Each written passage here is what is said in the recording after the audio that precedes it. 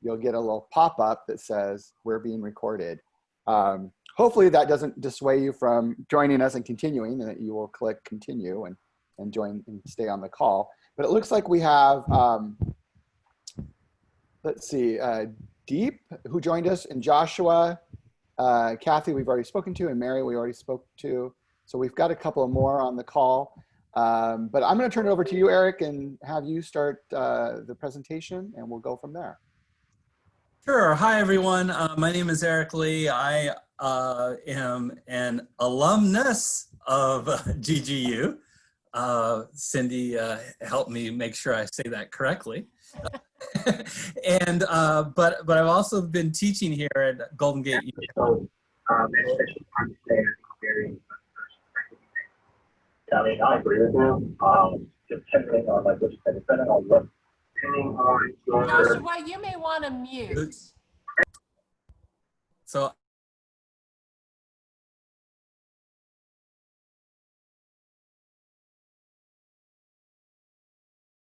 I've also been a member of the faculty for 21 years. So I always tell people. Eric, I apologize. I'm going to interrupt just for a second.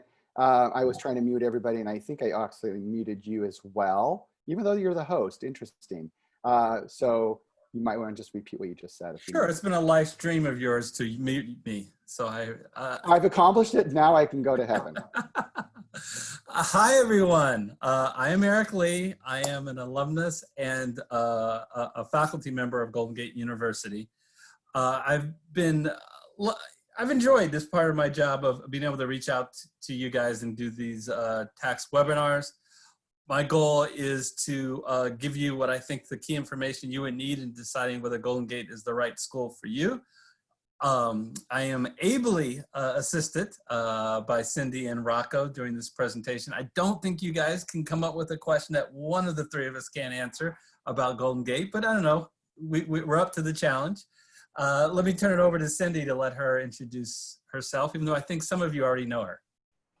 Thank you, Eric. Welcome, everybody. I'm Cindy Goldberg. I'm the Assistant Director for Admissions Counseling for GGU's Braden School of Tax. I've been a practicing attorney for 35 years, and for the last 8 years, I've worked with graduate tax programs, recruiting and academic advising for tax students. So I welcome all of you, and any questions, please feel free to ask. We'll try to give you some time at the end of the presentation. And Rocco? Well, I'm Rocco Lamanna. I'm the Associate Dean, and I get to work with these two people. So I think that says enough. And we were really excited that you're here. I know that, there's other places you could be, but you chose to be here, and that's wonderful. During this presentation, if you could just stay muted. I muted everybody now, but at the point where there's an opportunity for you to ask questions at the very end, like Cindy pointed out, then you can unmute your microphone and ask questions, or you can use the lovely chat feature, which I know Joshua already used, so that you can ask your questions and we'll read them out loud and then respond to them. So enjoy the presentation, and I'm going to turn it over to you, Eric. All right, can everybody see my screen? Cindy? Or Rocco? Okay, thumbs up. Thank you, Kathy. Yeah. I don't know what's going on with Cindy, but I think Kathy's here. All right, listen, as I go through this presentation, my suggestion is if there's something I say that is a little confusing or not clear, just note it so you don't forget. I'm going to try to make sure there's time at the end for you guys to unmute and ask any questions that you would like to ask. Anytime I give a presentation to any audience, I always start with, if I was in your guys' shoes, what would I want to really know? And in essence, what I'd want to know is why Golden Gate University? What differentiates Golden Gate University from other locations that you can potentially get a master's in tax? So interesting enough, the 6 things that I think that ring true the most as a differentiating factor actually spell out in a very important acronym, which is the word career. So I'll talk a little bit about why career is so important. But first, the C in career is classroom experience. No shade at all to my alma mater, UC Berkeley undergrad, but I was in a room, auditorium of like 200, 300 students as an undergrad. It is extremely rare that you will be in a class size that is greater than 25.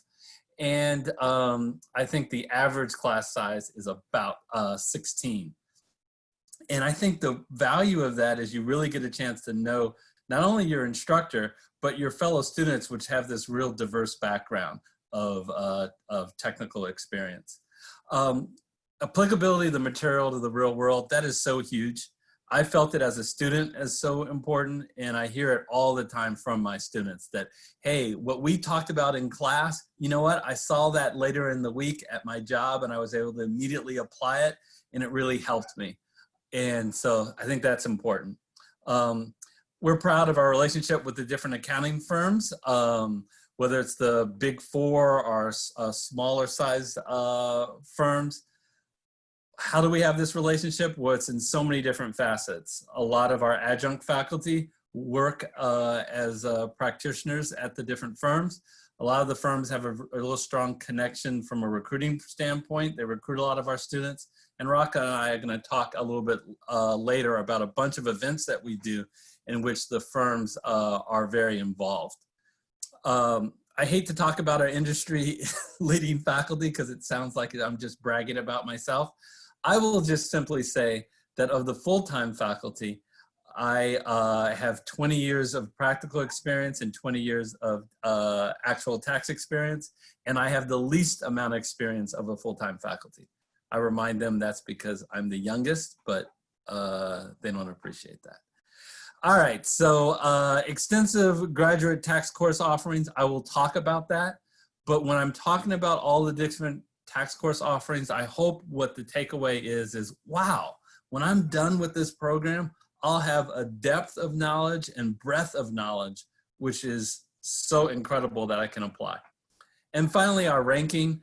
TaxTalent.com ended their rankings, I believe, in 2018. So for the last like 6 years, so from 2012 to 2018, we have been ranked in the top 4 of all Masters in Tax programs. And I think we were #1 for about 3 of those years. So anytime anyone tells you they're ranked high, I think you always should ask, well, who's doing the ranking and what criteria did they use in order to the ranking?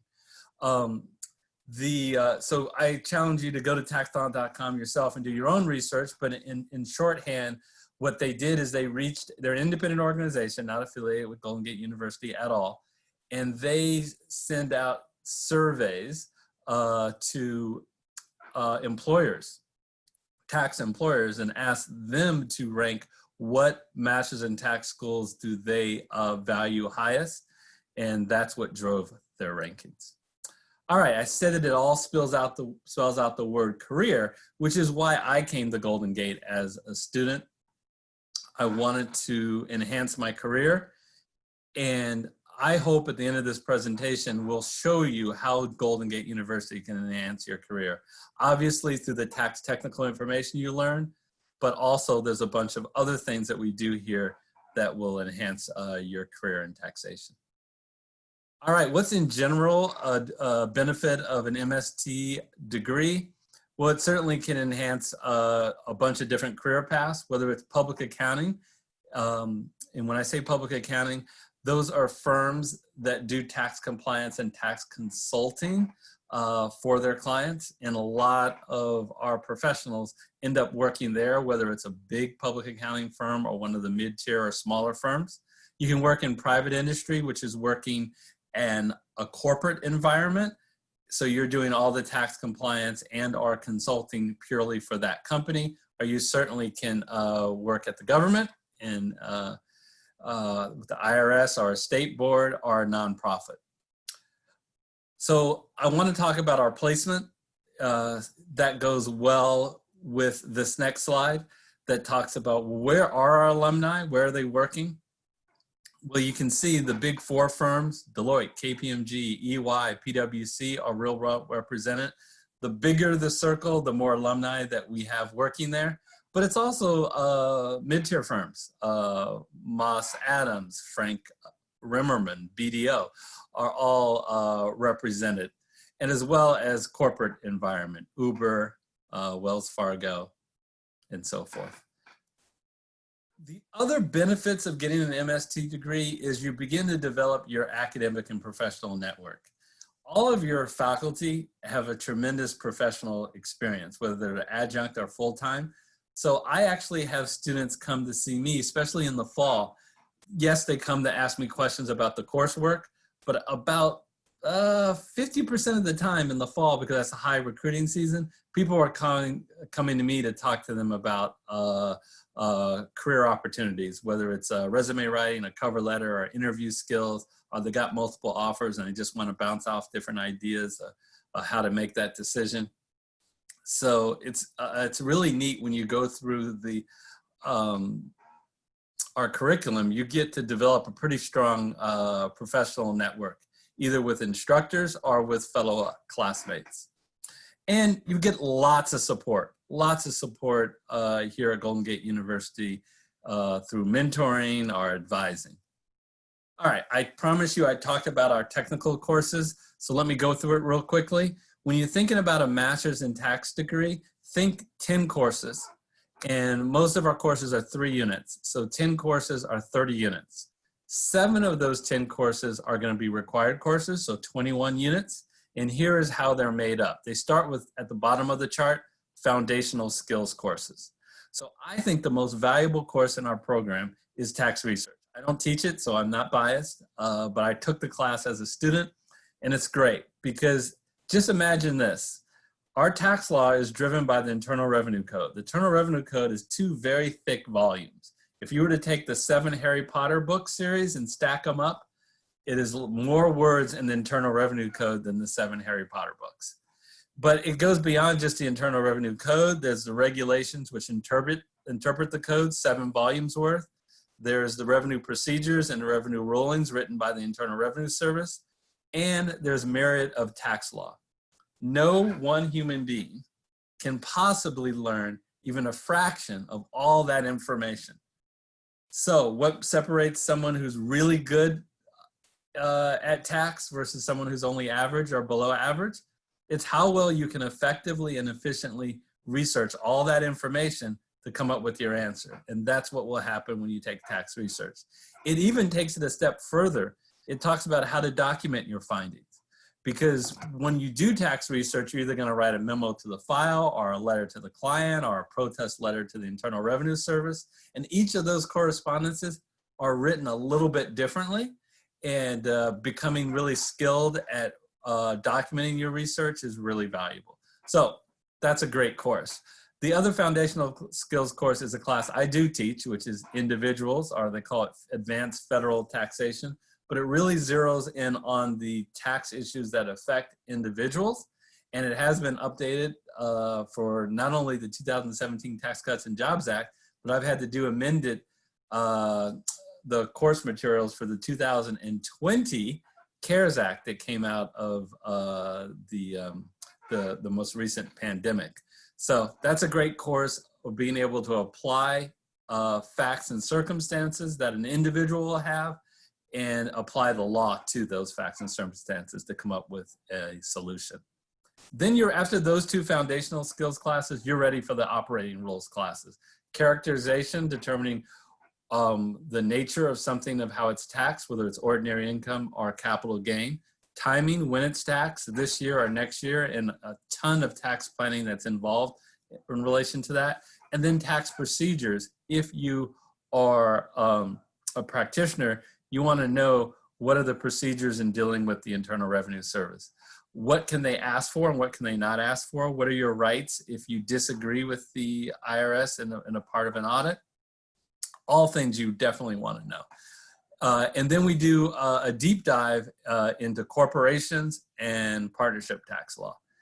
And those are your 7 required classes. Your electives, wow, that can be driven by a variety of different classes. You only get 3 in order to graduate. So you have lots of options. First of all, you can take classes that are part of our certificate program. Remember, our certificate program is just a shortened version. So you can get a certificate in international taxation, or estate, or state and local. Or, and as you're getting a master's in taxation, you can take classes that you otherwise would have counted toward that certificate as your elective. So you're working in individual taxation, you want to take classes in trust and estate planning. You're working in the global economy, you're going to want to take classes in international taxation. We have a really good beginning international tax courses. I took it as a student. Principles of International Taxation makes you understand the foundation of both inbound and outbound. Inbound is when you have a foreign entity or person that's doing business in the United States, and outbound is a US person that does business abroad. And then if you want more, you could actually do a deep dive class after that in only inbound or only outbound. Really good courses, because as a part of the 2017 Tax Cuts and Jobs Act, international tax law changed heavily, and those courses have all been updated for that. And then we are lucky enough to have among our faculty one of the foremost academic experts, Kathleen Wright, in state and local taxation. And it's so easy to get involved in state and local taxation in the current economy, because it's so easy to do business across state lines with the internet. Not listed here is we have a really good class on choice of entity. We have a really good class on FAS 109. So these are the complaint I hear from students is, you know, there's too many electives. I don't know which one to take. I talked a little bit about it with a few students at the beginning of the session. We really offer 3 types of classes. On what I call traditional online, web conference, and in-person. Out of fairness and transparency, because of the current pandemic, we aren't offering classes this fall in person, but the expectation is as soon as it's allowed that we'll return to in-person. But in the meantime, you have 2 excellent options that you can take from your own home. And whether you're taking an online or web conference is very similar to what we're doing right now. Literally, we use Zoom, and the classes run very much like a live class. There's a set day and time in which we meet. I'm teaching it now. I have 20 students in my class. It's great. It's a great experience. I love teaching it via web conference, even though in general, I have normally really liked teaching in person, but web conference is so similar, I enjoy the experience. So whether it's online or web conference, it's all from home. You don't ever need to go to a campus, so you don't have to be in the San Francisco Bay Area or in the Seattle area. You can be anywhere and take classes in any of these functions. The big distinction is web conference meets at a set date and time each week, and I'll talk more about what the asynchronous experience is. So this is a picture of our e-learning site that gives a typical example if you're going to take classes asynchronous. In other words, not the web conference option. So some students like this option because it provides lots of flexibility. You don't have to commit to meet any set day or time. And I'll walk you real quickly through a typical week. The week opens on a Sunday with the learning objectives and the assignment. So you'll know what type of reading and what type of problem sets to do. Then there's some type of narrated PowerPoint or video, which you watch to help explain the information. And then the real guts of the week occurs through the discussion forums, where the instructor will list either some problem sets or case studies for you to think about and write your answers and solutions on. That happens throughout the week. So what I tell students is, yes, there's no set date and time you have to be logged in, but you do have to commit to log in like every day for 5 days of the week. But when you log in, whether it's first thing in the morning or lunch break or end of the day, that's up to you. But you need to be engaged throughout the week participating in the discussion forum, because the discussion forums are exactly that, a discussion, a back and forth between you and your classmates and you and your instructor. And then at the end of the week, you get the problem solutions released, and usually there's a quiz that you kind of check your knowledge. It might be a small percentage of your grade. What about the web conference experience? I don't need to go into great depth of this because you guys are experiencing it live here in this Zoom. But I think the big difference is we strongly encourage everyone to have their webcam enabled so we can see everybody. And then the instructor is doing a combination of lecturing, sharing their PowerPoint slides, very much like I'm doing now, but it's also extremely interactive. I always am having discussions with my students, having them work out problems, and then we all talk about it as a group. So it's a very interactive experience. It's not an experience of really, we're doing here today, I'm kind of lecturing for 45 minutes and then you guys are getting to talk. In a class, it would be much more interactive throughout. And there's an ability to do polls and get information. It's actually neat. I think the polling feature on web conferences is far superior to doing polling in a live in-person class because it's anonymous and people are responding and then they can't see how someone else is voting, which makes it so it's a more accurate poll of how everybody's feeling. All right, shall we skip this, Rocco? I mean, cohort is there, do we want to talk about the cohort in this session? Well, you know, I can just briefly mention that this is an accelerated format of the version that Eric just talked about. It starts once a year, and we are starting this on, well, the orientation is July 23rd, so it's right around the corner. If this is something you might be interested in, I would definitely have you speak to Cindy to get all the details, but this would mean you would have to act very quickly to ensure that you're ready for this type of a program. So we'll leave it at that. And then, go ahead. And it's designed to be full-time. So yes. If you are not, if you're working or you have other responsibilities, the cohort program's not for you. Don't worry about it. But exactly. No, you know what? I was thinking of just trying to take classes in the evening really quickly, 3 at a time. The cohort program might be a good fit for you. Just be sure you act really soon, like later today, contact Rocco or Cindy. Yeah, and majority of the courses are offered during the daytime, so that could conflict if you have a work schedule or other commitments. So just be aware. Yeah, if you have a lot of other commitments anyway, it shouldn't be for you. Yeah. Just real briefly on the cohort, the nature of the cohort is you're taking classes together from class to class to class, which is a great way to go through the program because you get to know a lot of your students. If you take classes in the evening, web conference or online, you might see a few students who you know from a previous class, but it won't be the exact same students. Okay, I made a pretty big statement at the beginning of this session. I talked about how Golden Gate University can really help you in your career. And I said beyond just the tax technical information you learn in your classes. So how is that? Well, I'll talk a little bit about the Lunch and Learn workshops, and I'm going to talk about it because I'm working on it as you guys speak. I'm finalizing the program for this fall. What are the Lunch and Learn workshops? The Lunch and Learn workshops, first of all, are going to be all virtual this year, which is really neat. When I say virtual, it'll be exactly like this session is, via web conference. So either I or Office of Career Planning or people in the field will come in and they'll teach a class. It's an hour from 12 to 1. It is completely free. It's as a GGU student to learn information that will supplement the tax technical information that will help you in the real world. A lot of the classes are going to help you in the job search. And I think that they're going to be valuable even if you aren't looking for a job currently. Because the reality is, we as Americans in this day and age, we change jobs often, especially in tax.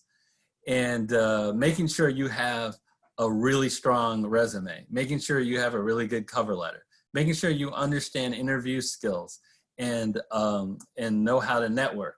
And our speakers this year are going to talk about doing that in the COVID environment.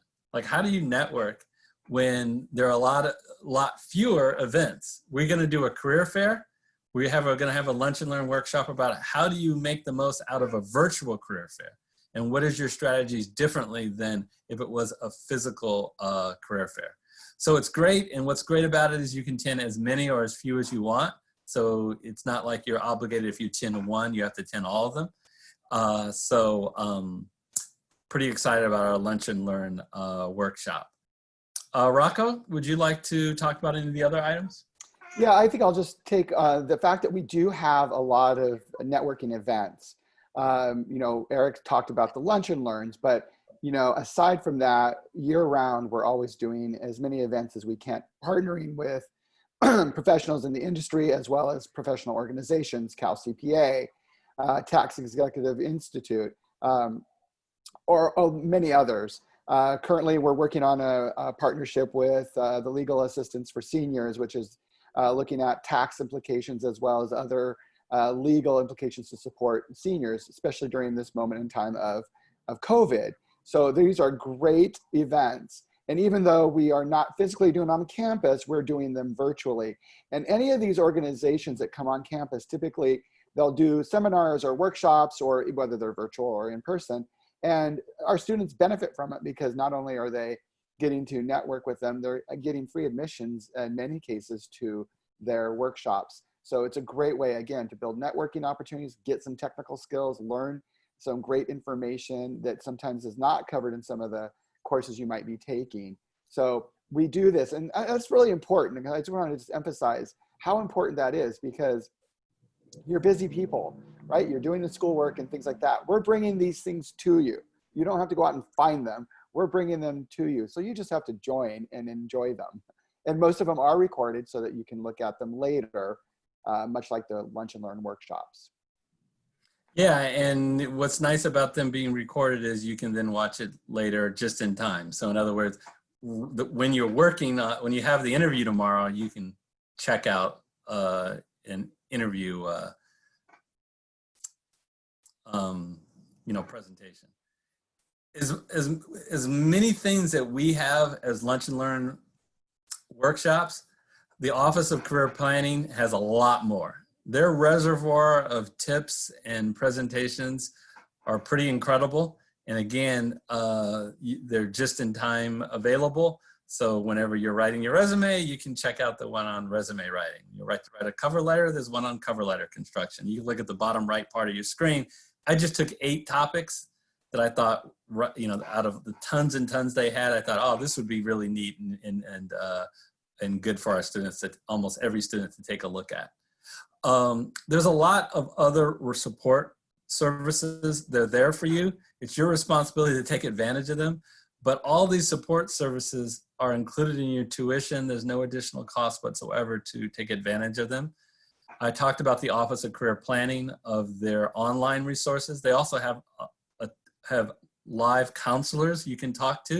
You want to practice interviewing, you want to do a mock interview, you can set up an appointment to do that. You want to do a resume review, you can set up an appointment to do that. You also are assigned a graduate advisor. You should never have a question or a concern of knowing, what class should I take next? Or, you know what, I want to plan out several semesters. What classes will likely be offered next semester? You have an advisor who can help you answer all those type of questions. I'm here to tell you your professors are available to you. They either have set office hours or they're available via appointment. However, in addition to your professors, we do have tax and accounting tutors. They are available to you via Zoom web conferencing. So they have office hours and they also are available via appointment. All of our tutors are tax alumni. So these are people who went through our program and graduated. So to the extent that you need any additional help in your classes, they're available to you. It's a pretty crazy time now. So I think our wellness group is even more valuable than normal. To the extent that you're dealing with stress or want to figure out how to deal with stress, they're great for that. And we're all dealing with a lot of things now, and you're either already in a career in tax or about to enter a career in tax. And it's a great career, but that's also can be pretty stressful. So our wellness group is pretty valuable. I've talked about networking. Well, networking happens not only because we have a small class size, but we have all these different events, and then you can be in a part of the Tax and Accounting Club, which has its own events, and you can another opportunity to meet fellow students. I believe Cindy's going to talk a little bit about our financial aid department, but we have a lot of different aids to help you pay for your courses. And I will tell you that I'm a big proponent of a volunteer income tax assistant program, which is VITA, but there's also TaxAid. There's a bunch of organizations that are exactly like that, that gives you an opportunity to volunteer time and help those who are disadvantaged to prepare their tax return. I have done this personally, and it's a really rewarding experience. And if you don't have a lot of tax technical experience, it's also a great experience for you to build your resume. All right, so I am going to turn it over to Cindy to talk about the admissions requirements. Thank you, Eric. I'll just briefly review the admission requirements and the application process with all of you, so we'll leave you plenty of time for questions. Initially, we do look at an applicant's academic history. If you have a GPA of a 3.0 or higher in your undergraduate program, then that in the application is really probably all we're going to need from you. We do require official transcripts from your degree conferring institutions, and that would include any postgraduate transcripts that you might have. And by official, we mean that there's no middle person. So your transcript needs to be sent directly to Golden Gate from the institution you previously attended. We do not require a GMAT or a GRE. And there may be instances where we encourage you to submit a resume, particularly when you are applying for any of the certificate programs. Now, I mentioned that we look to see if you have a GPA of at least a 3.0 or higher. So does that mean you won't be considered if your GPA is lower? Absolutely not. We certainly will consider and review your application. We're just going to ask you for some additional documentation. So if your GPA is not quite a 3.0, then we're going to ask that you please submit what we refer to as a statement of purpose. And in your statement of purpose, we give you an opportunity to explain to us the circumstances that you feel may have contributed to a lower GPA. Certainly I always tell people your 18-year-old self didn't know that you were going to be going to a graduate program, later in your career. So, certainly there are usually explanations for what contributed to a lower GPA. And in that instance too, we'll also require that you submit a resume. In addition, if you are an international student, again, we strongly recommend a resume, and you would have to provide us with a TOEFL or IELTS score in order to satisfy the English language proficiency requirement. Now that requirement can be satisfied in other ways as well, and I'm happy to review any of those with you on an individual basis, but it's basically things such as attending a degree program or even an undergraduate degree program in an English-speaking institution in an English-speaking country, or working for 7 years or so at a U.S. corporation. So those types of things might qualify to satisfy that that requirement. So I encourage you to speak with me about that. I'm also going to just briefly reference our open enrollment opportunity. If you're not certain you want to pursue a formal degree yet, or it's late in the application process and you can't get your transcripts to us, then open enrollment might be an option for you. And with open enrollment, we allow students to apply for up to 3 courses, which are 9 credits, which can then be applied toward the formal degree should you decide to pursue it. So again, that's something we deal with on a one-on-one basis with you. I mentioned some of our, I mentioned briefly the English language proficiency. So again, if English is not your native language, we would have to have you either take TOEFL or IELTS, or meet the proficiency requirement through some other method, such as attending an English-speaking program in an English-speaking country. We do have a graduate writing proficiency. It can be similarly satisfied in the ways that I just described. And again, if you have any questions about other ways that might you might be able to satisfy those proficiencies, I encourage you to please speak with me and we can discuss it further. Our tuition and fees remain constant for an entire academic year. Our tuition is not going to be raised this year, so it will be $1,250 per unit. As Eric mentioned earlier, our classes are each 3 credits. And we have 10 classes. Consequently, it's a 30-unit program, and I'm the lawyer, and you all probably have accounting or finance backgrounds, so you can do the math quicker than I can, but that basically comes to $37,500 for the entire program. If you take an elective that is outside of the tax program, that may affect your rate just a bit. Some of those tuitions may be higher or lower and will be adjusted accordingly. Fees associated with our program are relatively nominal. We do have an $85 tech fee, so each term in which you attend classes, you'll be assessed the $85 fee. I'll point out, as Eric always likes to mention, nowadays we really have very few classes where you have to purchase textbooks, which can be quite costly.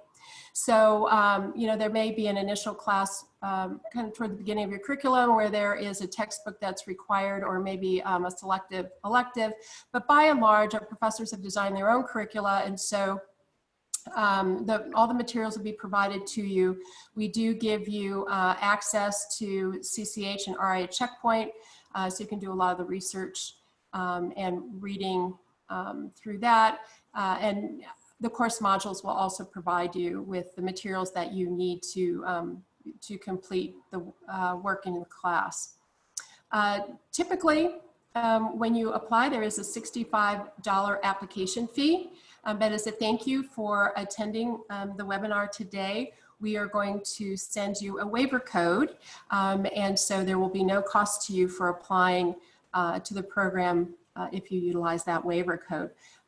We will also be sending you access to the recording of this particular webinar. So you don't have to worry about taking notes. You can relax now, but you will get a copy of the recording. So how do you pay for your degree? There are several options. Our graduate programs do qualify for federal financial aid if you are eligible. You can initiate that process by filling out your FAFSA. If you need any assistance with that, we have an absolutely amazing financial aid office that can help you with that. They're incredibly responsive. Even during COVID, they are setting up specific Zoom sessions with applicants and students who want to meet with them about paying for their tuition. We are also a military-friendly school. We are one of the original participants in the Yellow Ribbon program. So if you are eligible, your military benefits might enable you to attend our program with absolutely zero out of costs to you. Again, it's a matter of initiating the process to determine your eligibility and getting that started. So there's some paperwork to be filed on GGU's side, and then on the VA side. We have a designated VA individual who can help walk you through that process as well. In addition, we have various scholarships, grants, and state aid that some may be need-based, some may be merit-based. We have endowed scholarships. If you're an international student, we have a welcome scholarship for international students that you may be eligible for. We have, I love our alumni referral grant. If you have been referred by an individual who has graduated from a program at Golden Gate University, it has to be a degree program. But if that person is willing to complete a very short application, then that may qualify you for a grant as well when you first start the program. There are also opportunities for private types of loans. So again, if we've provided you with the website for the financial aid office, and they are terrific to work with. So they know far more about the financial aid aspect of it than I do, and I encourage you to meet with them. So as far as the application goes, we do have rolling admissions. So we are constantly accepting applications for various terms going forward. We have 3 very robust full terms. Our terms are 15 weeks each. We have a fall term that will begin in September and go through December, a spring term that will start in January and go till the end of April, beginning of May, and a summer term that goes from May until August. Our priority deadline for consideration of your application is 15 days before classes begin. I like to encourage students to have their application submitted and their application file complete prior to the date registration opens, because that gives you the best opportunity to get the classes that you want. And if you're an international student or you need to take any type of pre-required exam, then that gives you an opportunity and time to do that. Registration for our upcoming fall term will open on July 13th, and the term will actually begin on September 6th. But we are accepting applications, I know for certain, through spring of 2021, if not through summer of 2021. And this is how you get a hold of us. If you have any questions that aren't answered today, I encourage you to email me.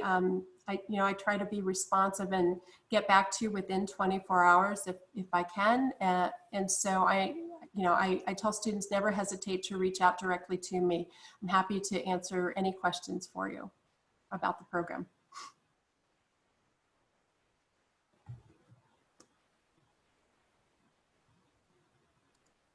Thanks, Cindy. Well, everyone, our goal was always to end by 12:45. We're 2 minutes early. So what we wanted to do was we wanted to turn it over to you. During this time, we'd love it if you felt comfortable to enable your webcam so we can see you. And then if you unmute, we'll know that you have a question and we'll call on you.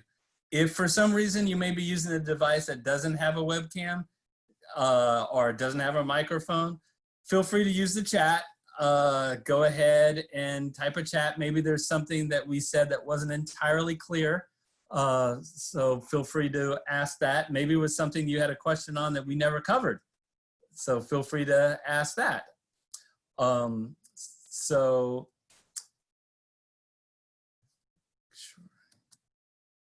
All right.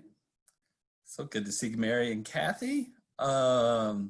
No one's unmuted, so I'm assuming that there's no question via the, oh, now we got some unmutes.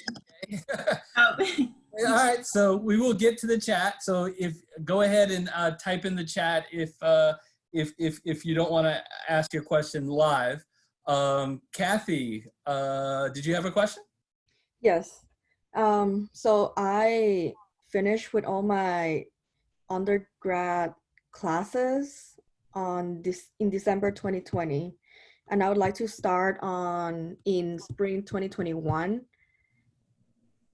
So when should I apply? You can start applying now. Oh, I'm sorry. I jumped in and Cindy can respond the same way. But oh, no, that's okay. You can apply now. I'm going to give her a break. Apply now. So what would happen is once we review your application, it would be a provisional admissions, meaning that provisionally you would be admitted to the program, assuming that you complete your degree and that you provide us with the official transcript, which all that is possible before the start of the term. So if it's not possible to get your official transcript, delays and stuff like that, because I believe our spring term starts January 10th. I might be wrong. Yeah. So you still have some time to do that. But if it's not, then that's a conversation with Cindy or myself, because you could start taking classes while you are trying to get us the official documentation. Yeah, I was just going to add, Kathy, that if you provide us with your transcript, it may not show degree conferred yet, but also get us a verification letter from your registrar's office verifying that you're currently enrolled in the sufficient number of classes that will enable you to graduate and that they anticipate you graduating at the end of that term. Then provisional admission's an option. Okay, got it. Okay. Yeah, so it's still need an official transcript. It just won't show degree conferred. But then in addition, we need a verification letter. Once your degree is conferred, we can get the official transcript showing degree conferred.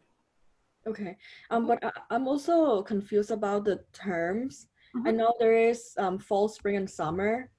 So during spring, do I start like the 30 units, like my degree? Because I see in the PowerPoint that it is divided into like several classes that kind of don't follow like each other. So there are courses that you will take in the first term, and Cindy works with all the first term students to get them scheduled into the correct classes. The first 3 classes typically are TA 329, 318, and then 319 can be one of the first 3 classes you take, depending on how many classes you take each term. But TA 318, which is the Advanced Federal Taxation, and TA 329, which is the research class, are the prerequisites for the more advanced classes. So you'll need to get those out of the way. Once you get those out of the way, then there are another set of sequence of courses you might want to take as you work through the program. Your advisor at that point will map out your path to completion, which means he or she will work with you to say, here are the classes you should take in these orders, so that it kind of helps you through your program.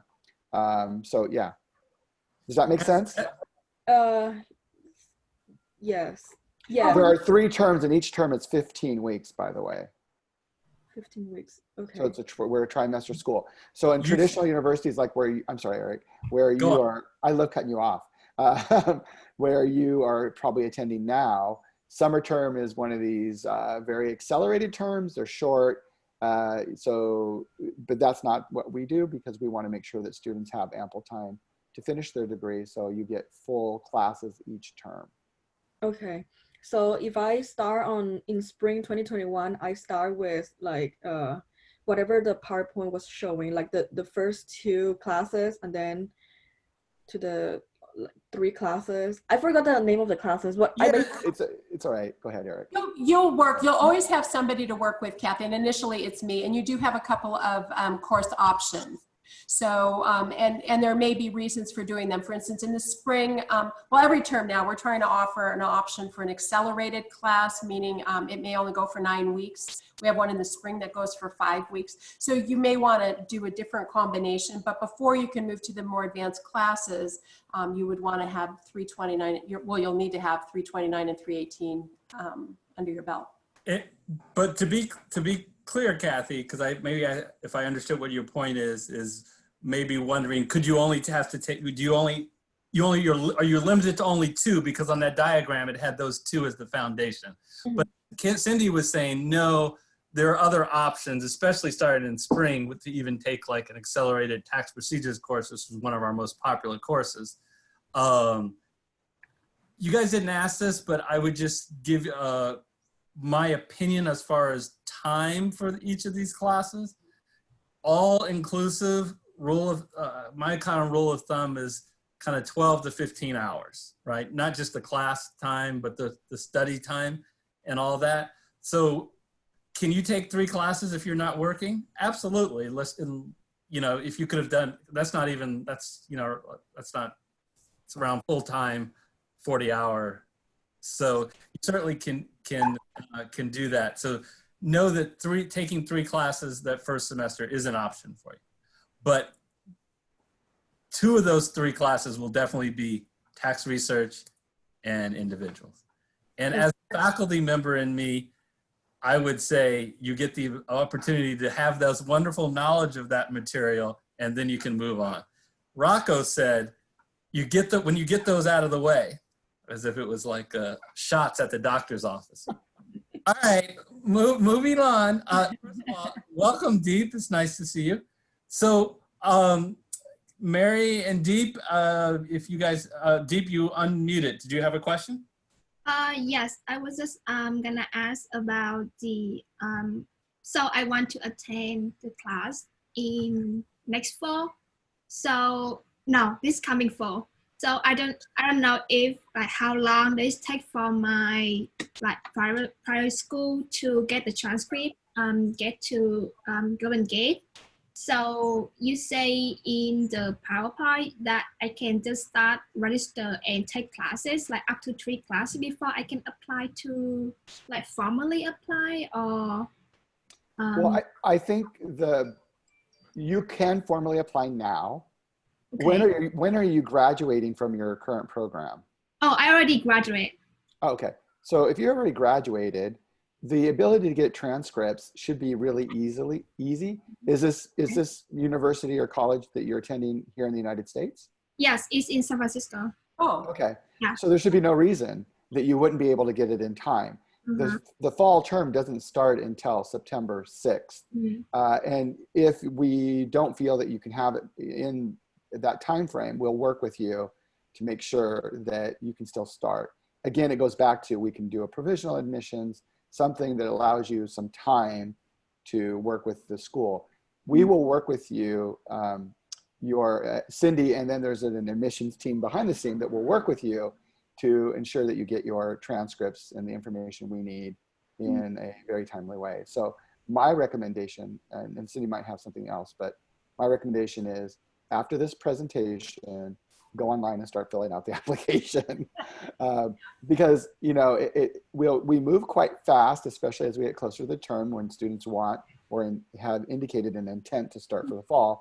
We want to try to accommodate them as much as possible. And we understand that in this day and age of COVID, things might not move as fast as they used to. But most universities have electronic transfer of transcripts, so it's pretty seamless and it's easy. Okay. Yeah, because I tried to register an account on GGU's website, but then it keeps saying my account was disabled. And so who do I contact?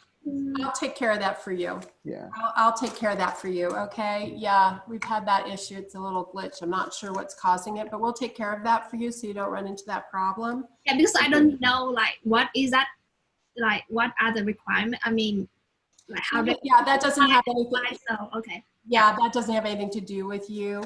And Rocco is correct. I mean, most universities and colleges will send us a PDF of your transcript, and that process can be completed in as little as 24 hours. So you have time. So I would apply now and initiate that process with your institution to get the transcript delivered. But I'll get your account reactive or re-enabled so that you can finish it. Okay. And just go ahead. You had another question. I apologize. Go ahead. No, go ahead. And I just wanted to also just make sure that it's clear, because this could have been a part of the questions that have been asked. You can take as few or as many classes as you want each term. So there's no requirement that you take 3 classes each term. There's no requirement you take 2 classes each term. You can take 1. You can move along this program at a pace that is manageable to you. So if you have work or other commitments, that's fine. Sometimes, and Eric has mentioned this, I believe earlier, students will have busy season, right? And they can't take classes, so they'll sit out a term, and then they'll pick up maybe in summer term. So it really depends on you and what's going on in your world. So this is about adult education, teaching adults, and this is the flexibility the Golden Gate brings to you, is that you can move along the path at your pace, whatever is working for you, right? We have a lot of things. I have kids underfoot. If I was in a graduate program right now, I'd be moving really slow because my kids are at home. So maybe that's the case for some of you as well. And I didn't see this, that the mode of communication is flexible, the format of the classes, from semester to semester. In other words, I talked about this web conferencing, this asynchronous online, and then eventually when we get out of COVID, in-person classes. But you can choose, one semester you can do this one format, one semester you can do another format. So it, you know, I had a student who always liked taking live classes, but they were traveling for work all across the world, and they just didn't want, they couldn't commit to being physically on campus, and they didn't want to even meet at a certain date and time. So asynchronous online was great for them for that one semester. So I saw that Joshua popped up. Did Joshua, Yeah, did you have a question? oh, well, hang on a minute. I would. Oh, I'm working on cutting you off. Go ahead, start talking, Joshua. Don't let him talk, because then it will never stop. And I was about to say, this is by far my favorite tax webinar, because this is the first webinar that everybody enabled their video camera. Yeah, I know, right? I was gonna ask Joshua and Mary, because neither of them had an opportunity to ask a question. Oh, sorry. Do either of you have a question, Joshua? Mary could go first if she has a question. Mary? All right, thanks, Joshua. I'm interested, I think, in the cohort option. It just, to me, I like to work in teams. And so you said you had one starting in a couple weeks. However, that's really short time frame. Do you have a cohort starting in the fall as well, or is it more sort of individual? It's once a year. Oh, once. Do you guys have any openings in the cohort starting in a couple weeks, or are Yeah, you? we do. I can send you guys an email. I know you said. So what I would like you to do is connect with Cindy after this call, Okay. because she'll give you the details of it to make sure that this is a program that fits you. Okay. It's accelerated. It moves very fast. It's a 9-month program. We would love to have you in it, but if it doesn't make sense for you, then the non-cohort, which we've been talking about today, is probably your best option. Okay, thank you. Mm-hmm. Joshua, it's your turn now, I think. Perfect, thank you. So I did have a question. So I currently intern at EY, and a lot of my staff members have talked very highly of the taxation program at GGU. I am based out of New York, so I did have a question as far as housing. Does GGU provide housing?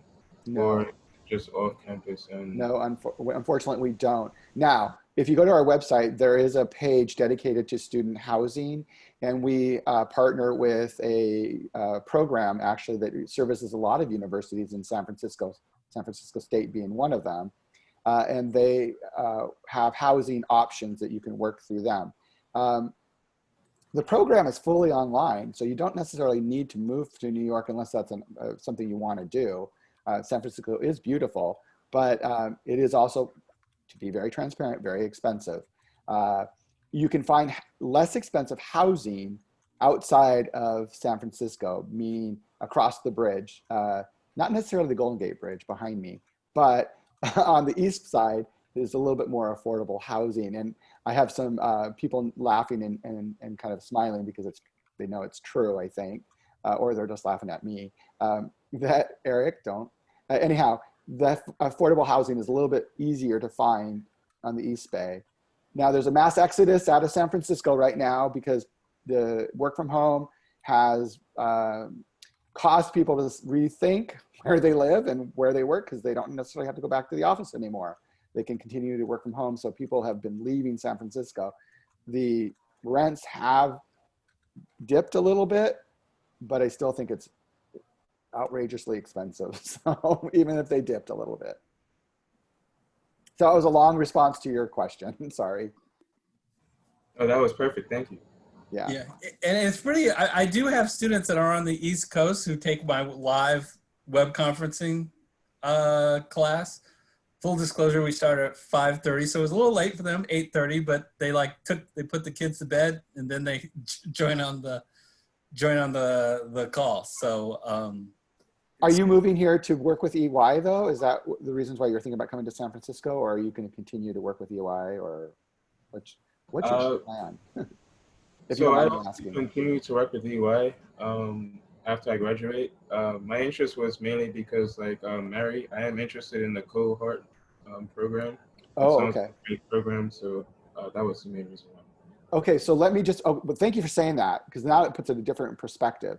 So the majority of the classes in the first 2 terms are in the daytime. So for you, that's perfect because the hours are not so bad and everything is remote. So we're doing it via Zoom like we are today. So if this is something that you want to do, jump on the phone with, or however, with Cindy to get all the details. And I'm even able to talk with you about it. Eric, actually, all three of us work really closely with the cohort program. We're well involved in it.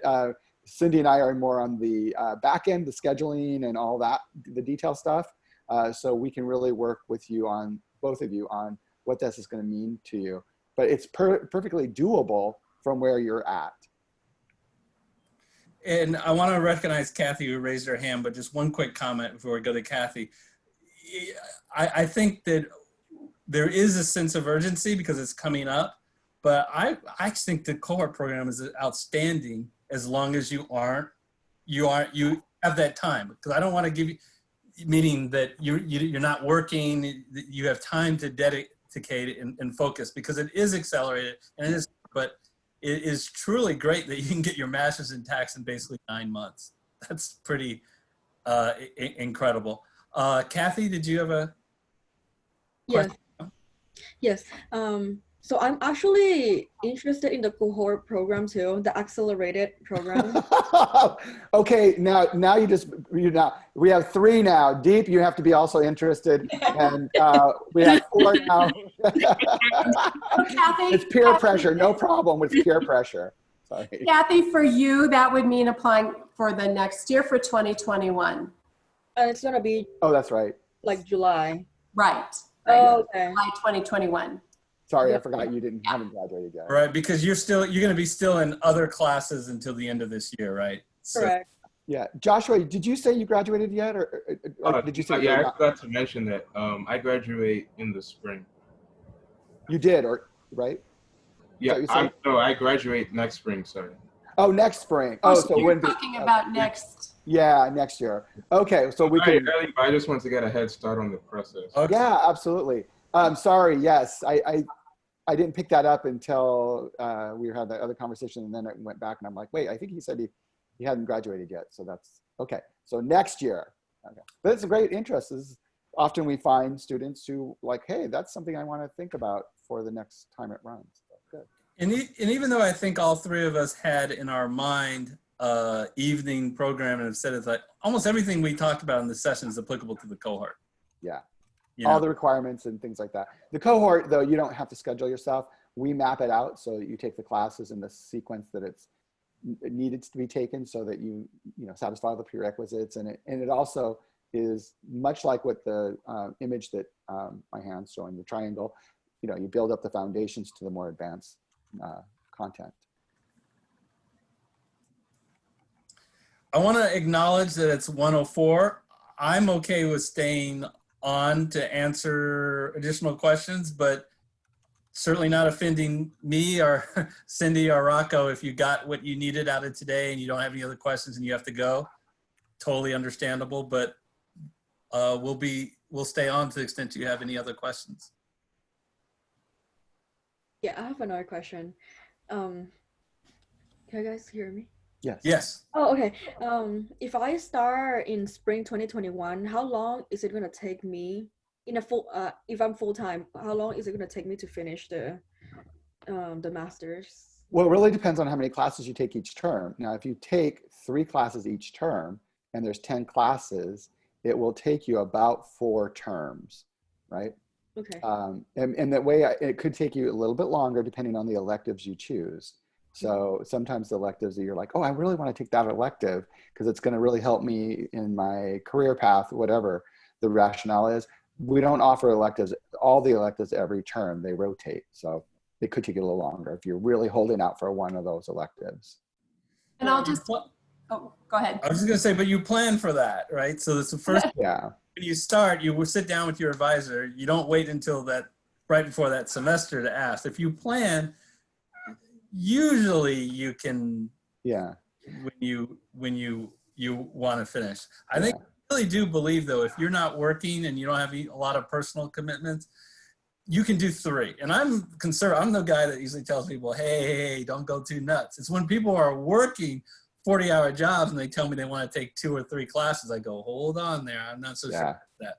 But if you're not, taking 3 classes a semester is very, very doable, which means you can get done in a year if you take like accelerated tax procedures and load up in one particular semester doing 4 classes. Okay, thanks. And also, yeah, I just don't want to wait all the way until July of next year to begin the program. I can start spring and then finish hopefully in December, and it's gonna be like almost the same. That might be tough. Oh, That might really? be, if you think spring, summer, and then you want to finish by the end of that first year, that might be a little bit difficult. I'm not going to say it's impossible, but that means one of the terms you're going to have to take 4 classes. And that's difficult. That's really, really tough. I think I'll help you. This is what you're going to do. You're going to take 3 classes each semester. Like I said, it's very doable. And then, right, Cindy, we'll do tax procedures, which is 5 weeks in January. So I'll get you done in 13 months, not 12 months, but 13 months. How's that? Ooh, okay, sounds good. Again, Well, exactly the same thing, Eric. I just said 4 terms. Yeah, She wouldn't but be able I'm to graduate to the end of saying the it term. sounds better 13 months than Okay. if she finishes with the tax procedures course, which you can do. Anyway, that's Okay, got it. Thanks. Deep or Joshua. Did either of you have any follow-up questions or anything that was confusing or you wanted us to clarify? Oh, that was very helpful. Thank you, everyone. Yeah, and one other thing I wanted to say, because Joshua says he's working at EY, right? I think you're currently working at EY, correct, Joshua? Yes. Same. Okay. So I want to say for the cohort program, we've had students who work at one of the big 4, EY, KPMG, PwC, Deloitte, and they've been able to take a period of time off. The employer said, okay, if you work on your master's for 9 months, that's great, right? We'll give you that time off, get your master's, and then they're probably going to also dangle the carrot of, okay, then that'll satisfy 150 units, and hopefully you'll start working on your CPA too. So sometimes they kind of bundle all of those things together. But yeah, it's possible if you need to take a break from your employer, if because we've had students from accounting firms do that. So what I thought you were going to say, Rocco, which And they pay for it. yeah, that's where I was going. Because sorry, I was going to say that and I forgot. I'm old and I forget things as I'm talking. So yeah. Your experience, Joshua, was me in the 90s. I started it with KPMG, and people around me told me at KPMG that, you know what, if you really want to advance, getting a master's of tax will really help you, especially if you want to make a manager. But at the time, KPMG paid all, I think I had to get a B, which is not hard for them, but they reimbursed all costs to take it. So you may have already investigated that, but I still have to take any of it if you're tied to an employer. While you should look to see whether they'll be willing to reimburse some or all of your costs. So real quick, Deep, so you're thinking of this fall in the evening? Yeah, I'm thinking in evening, just I'm gonna take part-time, maybe just 1 class every term. Yep. Okay. So yeah. It's a good way to start. Some students will go, hey, in this term I can take 2 classes, or and so that's why it's flexible, right? It really works around what your life is doing, what's happening in your life at the moment in time, whether it's work or your personal life. Kathy, did you have a follow-up? Yes. Love that you're using your little hand. It's wonderful. I would also like to mention that I have no accounting experience, as in I've never worked as a accountant at all. So it is okay for me to apply for the master's. Yes. I mean, so we have a lot of, go ahead. Oh yeah, I am. My degree is business administration with a concentration in management. So no accounting at all. Well, you probably had an introductory to accounting because Oh yeah, I did. And you had a managerial accounting, I bet too, right? Yeah. You're good. Okay. So actually, we have a lot of career changers, right? One of the former deans used to say, what did Fred say about? Oh, I'm going to blow it now. I'm not good at telling stories or jokes, but he would always say, a lot of the career changers are in the music industry, right?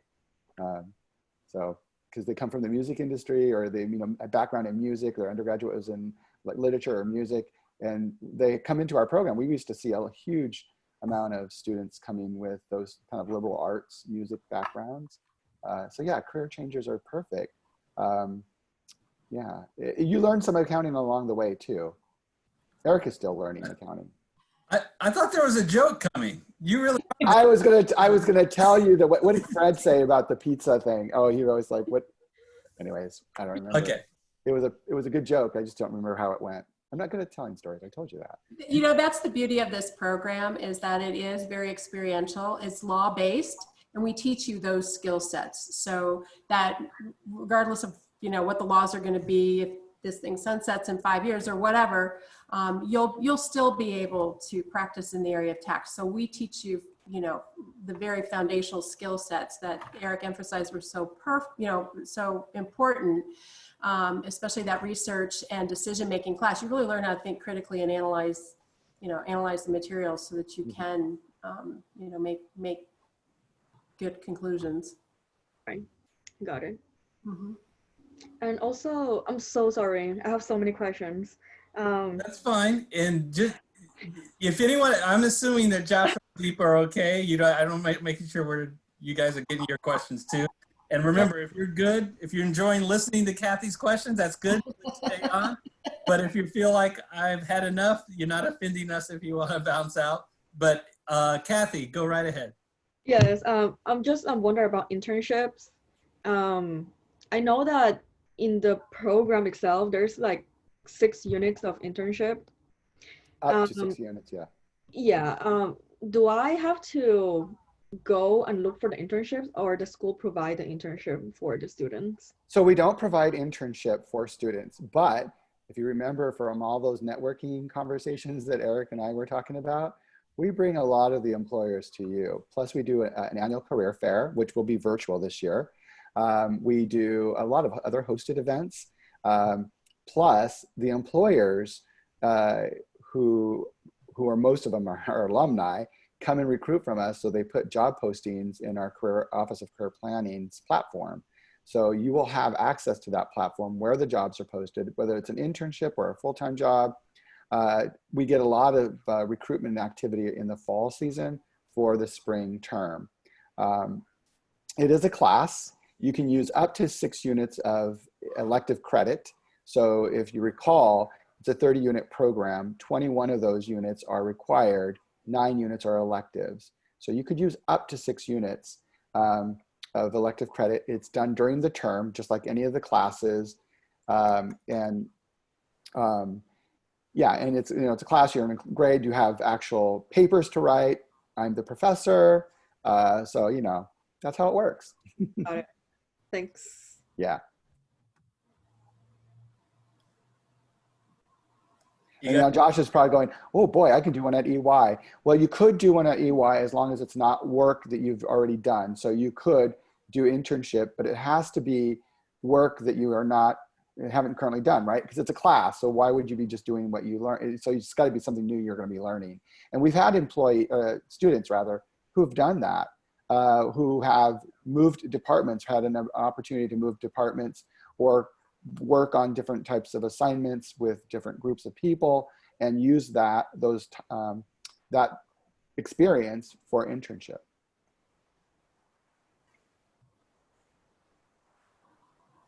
So that's optional, or is that? It's optional. Optional. It's not required. Okay. Thank you. Yeah. But it's a great opportunity to get a job. Sorry, go ahead, Eric. Yeah, no, I was going to say what Rocco was saying. It's a great opportunity if you're already getting a job, but it comes at a cost. It comes at a cost that, you know, if you only want to take the minimum, which is the 30 units, then that's 2 electives you're not taking. Right. So usually I have students telling me the 4 or 5 electives they want to take, and how do they break that? Narrow it down. Yeah. So it's really up to you. There's nothing wrong with not doing it and getting the elective experience. Yeah. I really found my background was in corporate tax. So I had a lot of international issues and multi-state issues. So I really liked the international tax class that I took. What I found was when I got into meetings, because I was at the time lead tax manager to a variety of really large clients, but we'd have the international people come in. I worked at a big firm like Joshua did, and they start talking, you know, international tax issues. Not that I knew everything, but I at least knew a heck of what they were talking about. So I had a framework of understanding what the issues were. Without taking that class, I would have had no idea. And you know what happens in the real world is, at least as a lead tax manager, I had a great relationship with my client. So a lot of times as the international tax expert would come in and then they would leave the room and they'd say, Eric, what was that? Can you explain to me in English what that was all about? And it'd be very embarrassing if the answer was, well, I don't really understand either. It was gibberish, but not that I had to understand everything, but I had a concept and I could break it down for them.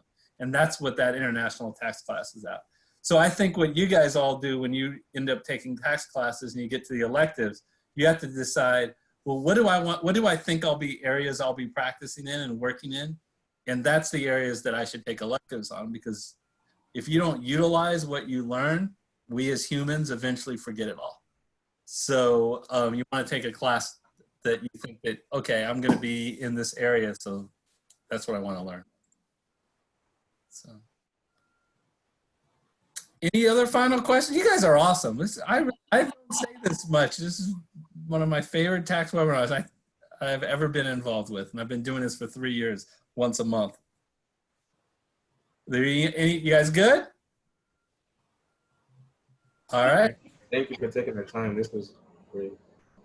Yeah, absolutely. And, you know, after this, you're probably going to have a question like, I should have asked. So please, you know, reach out to Cindy. If there are questions that she can't answer, then she'll reach out to either myself or Eric, or we'll get the answer to you. So yeah, please do that. All right. Thank you, everybody. Have a wonderful rest of the week. Yep. Yes, it's Thursday already. And enjoy your time, and we'll hopefully see you again or somewhere else. Thank you. Thank you. Bye. Bye.